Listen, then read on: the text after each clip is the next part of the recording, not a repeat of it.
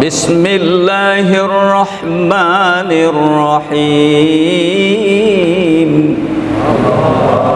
Ya ayyuhalladzina amanu kutiba alaikumusshiyam Allah kama kutiba alal ladzina min qablikum la'allakum tattaqun. Allah. Bapak Ibu yang dimuliakan Allah, ayat ini dimulai dengan ya ayyuhalladzina amanu. Itu artinya ayat ini diturunkan di Madinah. Betul.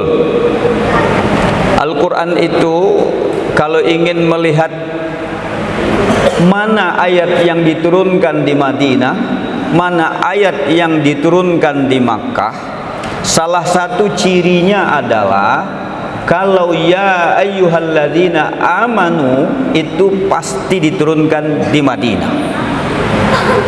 Sementara ya ayyuhan nas itu bisa dipastikan diturunkan di Makkah.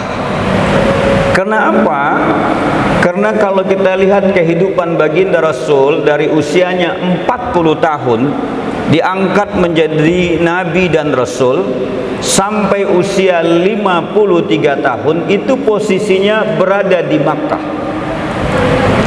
Dan ketika berada di Makkah, konsentrasi dakwahnya Rasul itu adalah bicara akidah, bicara akhlak, memanusiakan manusia. Maka ada hadis yang terkenal, wa ma bu'istu liutammima makarimal begitu. Rasul bangun Masjidin Nabawi di Madinah sehingga yang namanya Thayyib menjadi Madinah dan Madinah menjadi pengembangan Islam. Dia dirikan yang disebut dengan kehidupan berbangsa bernegaranya di Madinah sehingga disebut dengan Madinah Al-Munawwarah. Madinah itu sendiri artinya adalah kota yang memunculkan peradaban.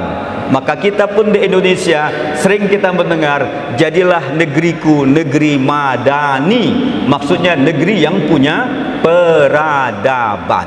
Saya tanya kembali, usia Rasul ketika pindah 53 tahun, ayat perintah tentang puasa ini diterima Rasul 2 tahun setelah berada di Madinah. Berarti usia Rasul waktu itu berapa tahun? 55 tahun. Bapak, ini Pak Jenderal ada nih.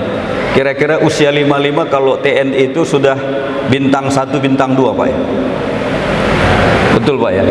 Tapi Rasul tuh 55 diperintah untuk yang namanya menerima perintah wajibnya puasa itu usianya 55. Bukan itu saja, di usia itu pula Rasul memimpin perang Badar Kubra.